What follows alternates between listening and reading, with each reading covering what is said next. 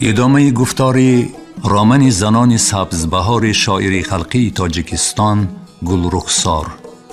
گفتار 18.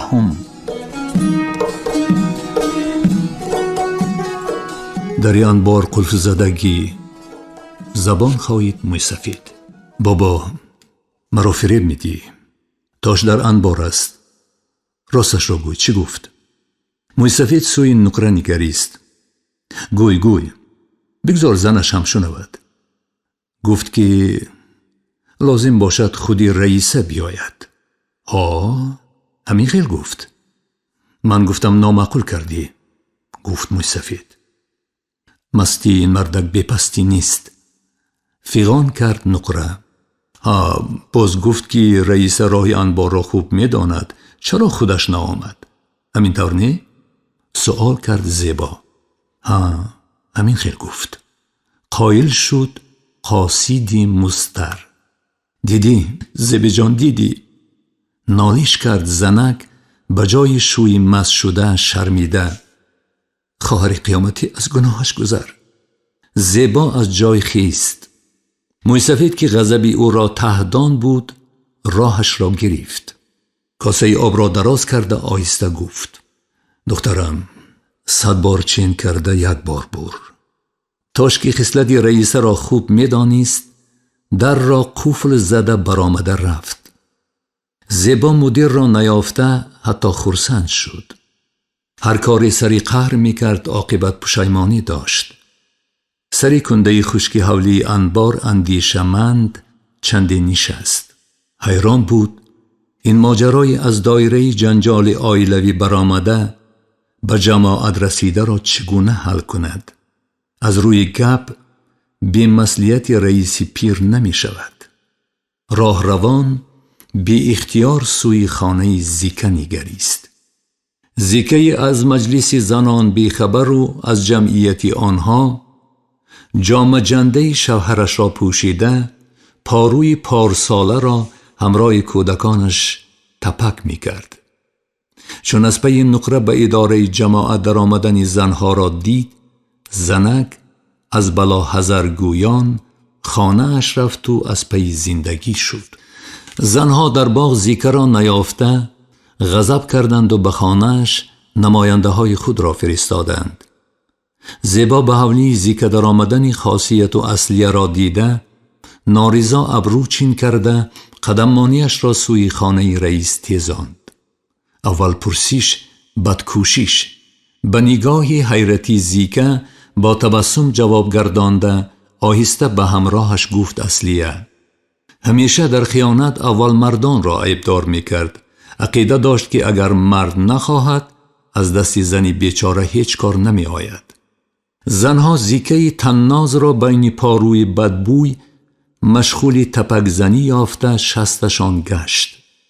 زنک تا زانو به اخلاط غوطیده تپک های کلوله کرده اش را به دست دخترهایش میداد. آنها به بالای بام می برآوردند. از سوراخی های جامه کونه دریده کتفان و تخت پوشتش نمایان بود. زیکه تپک زن و عاشقی تاش مست شده در تصوری زنهای حقیقت جو نگنجید.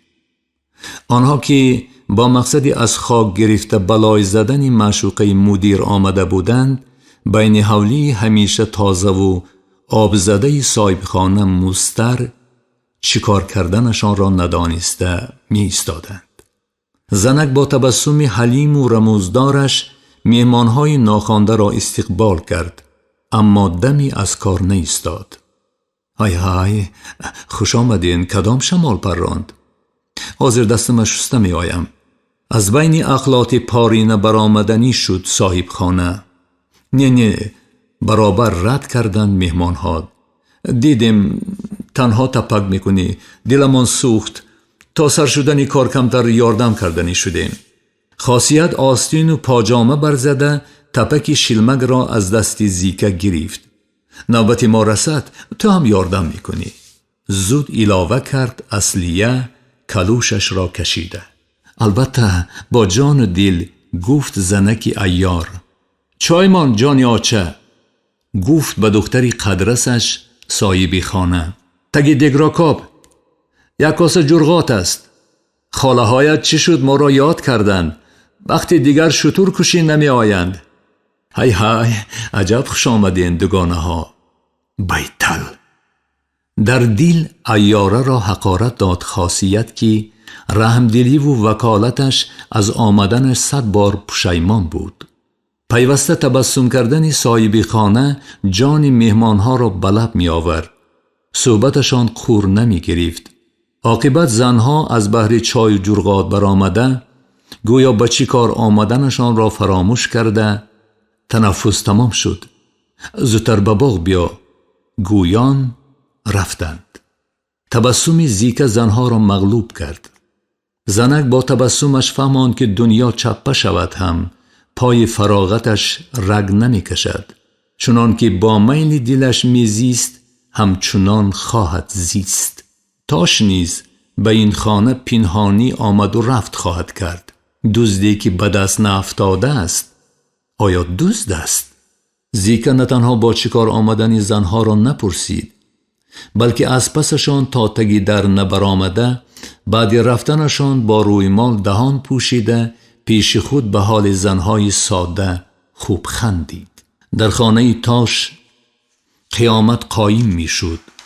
صدای داد و فریاد کودکان که مادر را زیر مشت و لگد موزه های خرام پدرشان دیده به او یاری دادن نمی توانستند محله را پر کرد. تاش نقره از اداره برگشته را تگی دروازه پیشواز گرفته با کاکلانش چنگ زده بین حولی کشاله کرد. به شأن حامیان زنش زنهای سبز بهار چند حقارت ناگفتنی فرستاده برای سری خانه را به بازار دیه برآوردن زنش را طلاق کرد و برآمده رفت. نقره که تا این دم از ترس و غضب گریه را فراموش کرده بود از پس شوهرش پیت گم شود گویان با حسرت چند بار جاروب زد و علمش بالا گرفت.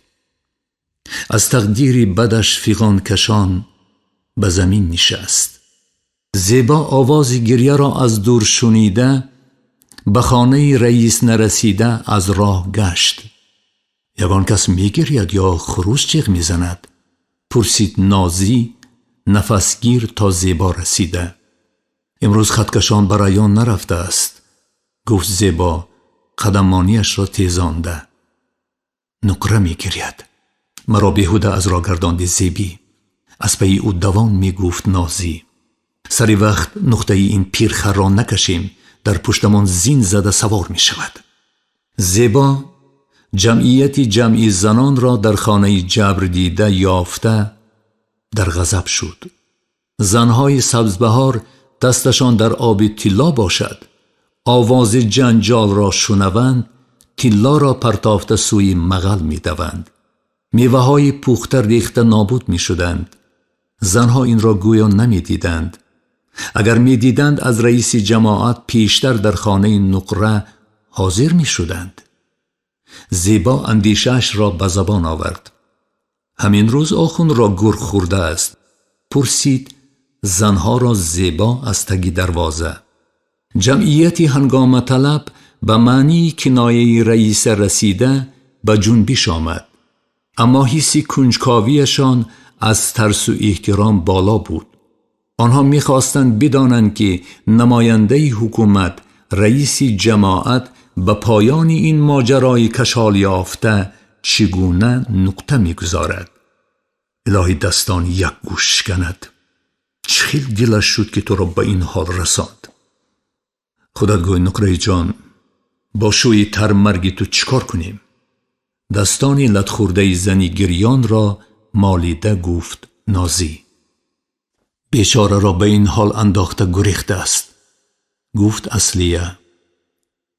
او را یافتن در کار زیبی جان. تکلیف کرد خاصیت. میابیم، تگی زمین رفته باشد میابیم. وعده داد نازی. تا او را نیابیم و جزایش را ندیم قدممان باغ کلخاز را نمی بیند. انا همین خیل نازی حق تو. او را طرفداری کردند زنها. زبی جان رو آورد نقره به زیبا. نماینده حکومت شده، لجام یک بیگوش را کشیده نتوانی؟ منی بیچاره دیگر راه و صاحب ندارم. یا عریضم را از سبزبهار بیرون میبرم یا خودم را به سرخاب میپرتایم. او مست شده است. مستی او بیپستی نیست. دیدی؟ حتی تو را پسند نکرد، به اداره نآمد. گوی که من چیکار کنم؟ یکان روز مرا میکشد، چوجه هایم بی صاحب میمانند. فیغان کرد، علم کشیده. تنبیه زنک جبر دیده، گریه پرعلمش، بیچارگیش در حضور همه به مغز استخوان زیبا رسید. حق به جانب توست نقره جان، اما باز میگویمت هر چاره ناندیشم ضررش به خودت میرسد. تاش سزاواری بدترین جزا است. او را حبس کنن میارزد. اما تو با این یک سیل گنجشککانه چکار میکنی؟ در عقلت صدقه زیبی جان او را طرفداری کرد. نازکی دمی پیش کله تاش را کندن میخواست. شاید عذاب تنهایی خود را یاد آورده چنین ملایم شده بود. راست میگویی او مست شده است، گفت به نقره زیبا. هوشیار کردنش تنیما.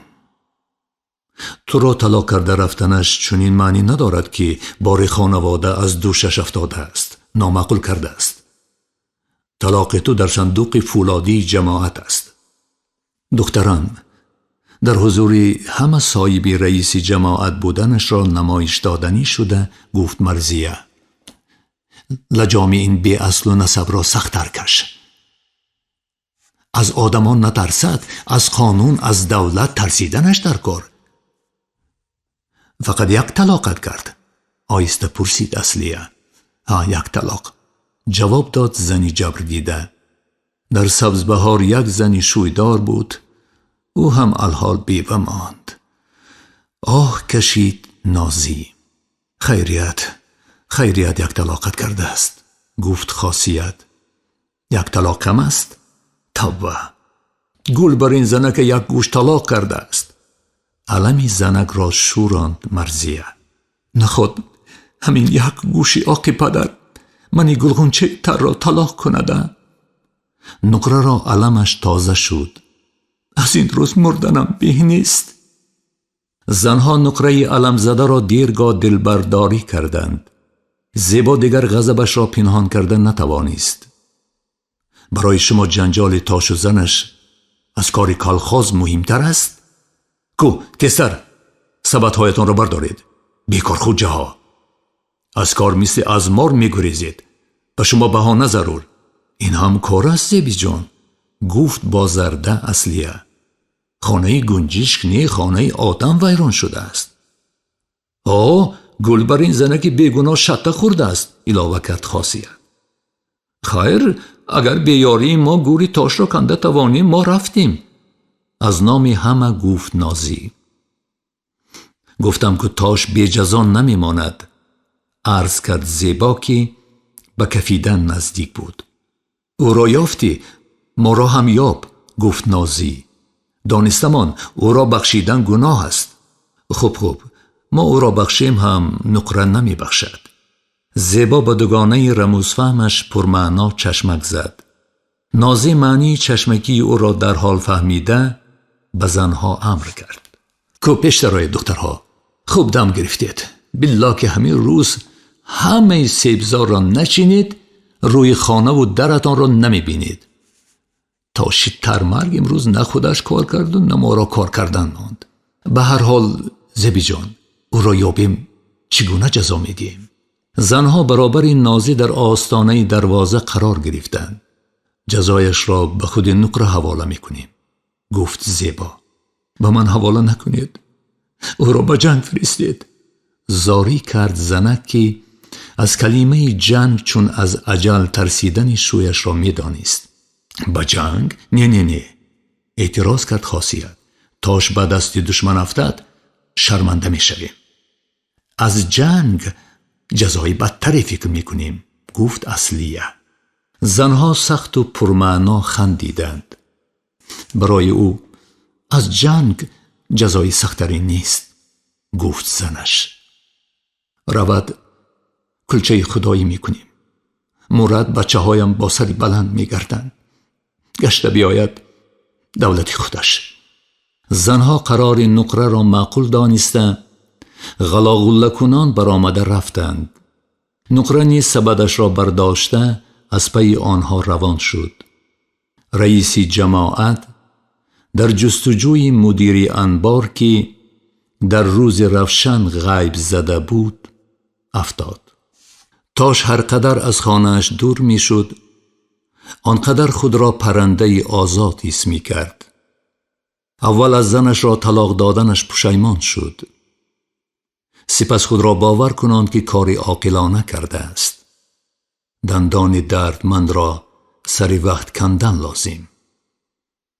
وقتهای آخر زیستن با نقره پرگپ و سیرطلب که جا و ناجا کی و چی بودن شویش را در حضور خودی و بیگانه یاد میکرد از درد دندان هم طاقت فرسا بود.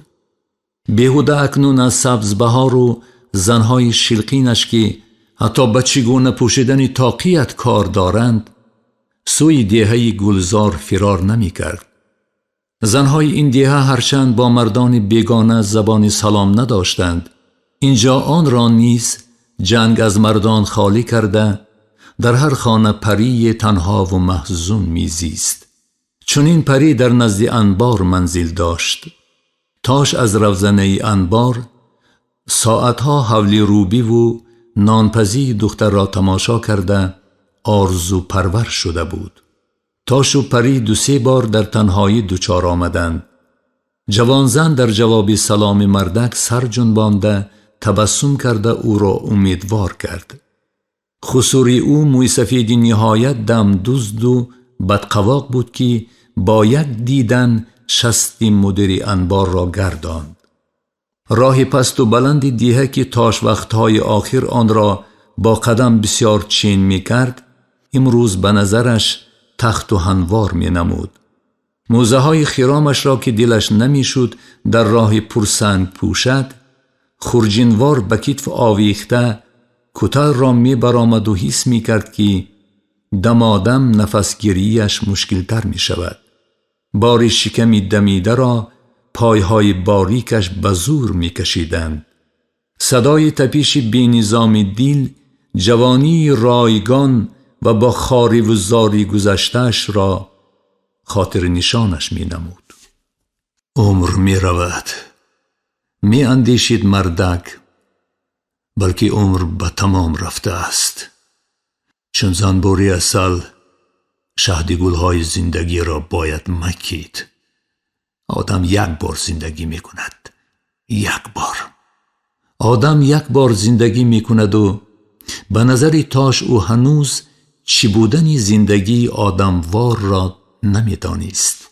مردک می دانست که با یک طلاق از زنی عربده جویش مفت خلاص نخواهد شد. نه تنها قانون بلکه زنهای بد و بلای سبز بهار که در همه کار قانونهای نانوشته خود را دارند طرفدار زنی اویند. یگانه امیدش به زمانه بی سر و سامان بود، زیرا با چشم خود می دید، با عقلش می شناخت که جنگ همه قانون و قاعده ها را در هم و برهم زده است. آنی که عمری از مهر و محبت بی نصیب بود زودتر عروس بختش را به زین شکسته دور سوار کردن می خواست. از بند تسمه خود دست برده درزه کلیدهای خوشاواز را استوار یافت و خاطرش جمع گشت. مردم گمان داشتند که تاش را با عیب بیگوشیش به جنگ نبردند. مردم ساده، دل یافته قند خوردن هنر است. چون این بود معنی لب کج کرده خود به خود پیسخند زدنش. سنگهای تفسانه را کفی پایش را می سوزاندند، اما در راه بی آدم و ناهموار زینهار موزه های خرامی به جان برابرش را نیتی پوشیدن نداشت. چون موزه های خرامش را پوشیده انبار می رفت صدای کلیدها با غرچ موزه هایش یک شده، دقت مردم را، انیخترش دقت زنها را سوی او جلب می کرد.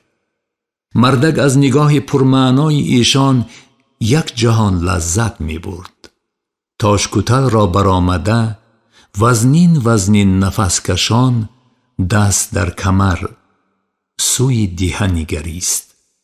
دیهی زیر شاخ و برگ درختان مانده چون در کفی دست می نمود. بالای بامها را دسترخوان‌های زرد رنگ و سیب و غولینگ پوشیده بود. به اختیار سیبی سرخی حولی موسفیدی گلزاری را که از ثمر شاخ شکن بود با نگاه جستجو کرده یافت و مزه سیب را در کامش احساس نمود. سیب‌های گلزار در نظرش از سیب‌های سبزبهار شیرین‌تر و خوش‌طعم بودند. زنهایش نیز حسن و لطافت دیگر داشتند.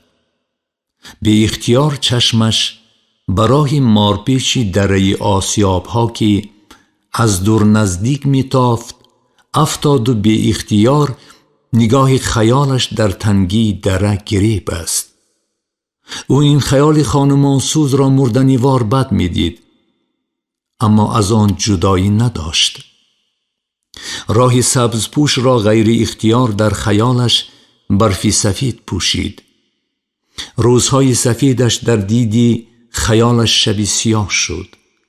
در راه برف پوش دو تن را دچار آمد، یکی خرد و دیگری کلان، یکی کلتک به دست و دیگری بار به دوش. تا زانو به برف غوطیده سوی دیه می رفتند. پدرش را که زیر بار کتفانش خم شده رویش نمی نمود، همین ذیل در خاطرش مانده است. شناخت دوندی قیصری خاطرش میدهنوار نی تند خو او را به قفا سوی دو تنی بیچاره حال برد که خلطه گندمشان را سوی آسیاب می بردند. آبها یخ بسته بودند. تنها سنگ یک آسیاب می گشت. آن روز نوبتی آسیاب به پدرش نسبت داشت. پدر و پسر باید شب را در آسیاب روز نموده گندم را آرد کرده نوبتی آسیاب را به دیگری حواله می کردند. تا آسیاب نرسیده در نیمه ره فهمیدند که آبها یخ بسته، یگانه آسیاب نیز از کار مانده است. پدر بارش را بالای برف گذاشته سرخم و بیچاره حال پهلوی جوال گندم پایان شد. کمبغل را از بالای اشتر سگ گزیده است. گویان آه کشیده از جای خیست و جوال را برداشت. سرخم و مستر سوی دیه رو آوردند. پسر جوال را از پشت پدر گرفتنی شد، اما پدری دلسوز بار را به او نداد. آنها پیش و قفا افتان و خیزان راه می رفتند. شمال به مغز استخوان می رسید. همه جا سفید پوش بود. پدر ناگاه از چیز خف برده جوار را به زمین گذاشته به اطراف نگریست. چیزی نمی نمود، اما روحی هراس بزرگتر می شد. هراس پدر به پسر گذشت. آنها سراسیمه روان شدند. در تنگی دره در جایی که کتل آخر شده دامنی دیه آغاز می یافت، سویشان از چار سوی چند جفت چراغک های زرد را دیده در جایشان شخ شدند. گرگ های گرسنه از چار طرف سویشان شکم مالان می آمدند. بوی خطر تلختر بود. جوال از کتف پدر افتاده کفید و غله بر روی برف چاش و پریش شد. پدر جوال را آغوش کرد. هنوز بهاران در جای جوال کفیده آخونی بیتاله گندم خسکی می روید. گریز، مردم را خبر کن. کلتکی پدر در سری گرگ شکست و سخنش در دهانش ماند. گرگ ها به پسرش در افتادند. پدر خود را روی حیوانهای گرسنه پرتافت. بین انسان و حیوانهای درنده لحظه زد و خورد خونین شد. خون سرخ در روی برف سفید عقل جوان را گریزاند.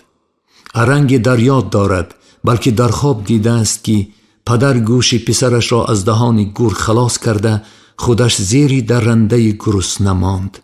پسر باری آخر به قفا نگریسته روی برف سفید گلخنی ارغوانی از خون پدر باقی مانده و گله گرگان را روی جسدی او دیده از پا افتاد. دیگر چیزی را یاد ندارد.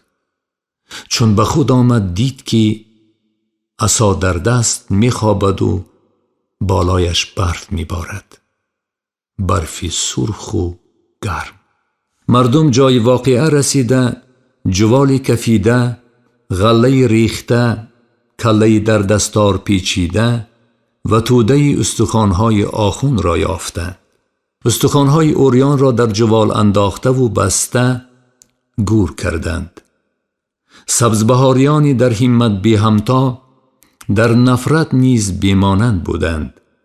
بعد این حادثه را تحلیل کرده گناه جوانی را که پدرش را در کام درنده ها مانده جان خود را گرفته گریخته است بخشیدن نتوانستند.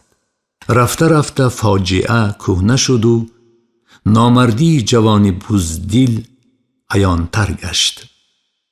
اگر او را نیز گرگان طلب می‌کردند شاید مرده‌اش دلسوزی می‌یافت.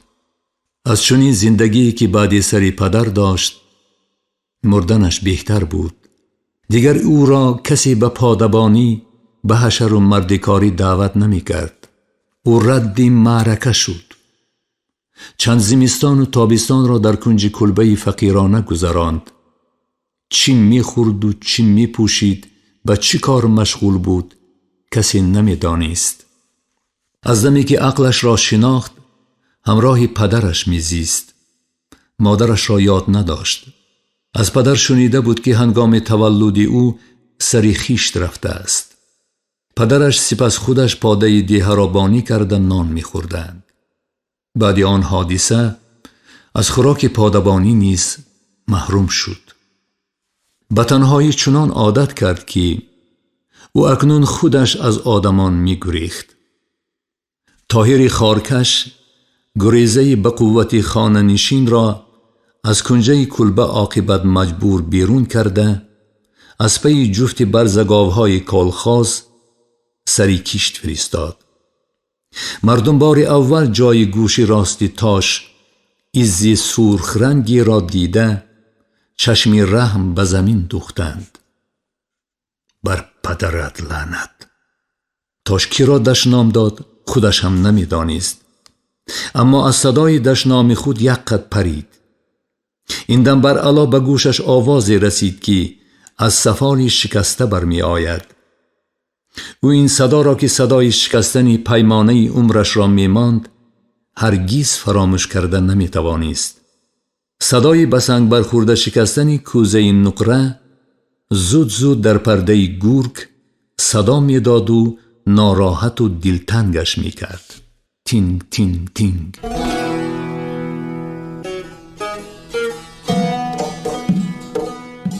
انجام گفتاری 18 رامن زنان سبزبهاری شاعری خلقی تاجیکستان گلرخسار.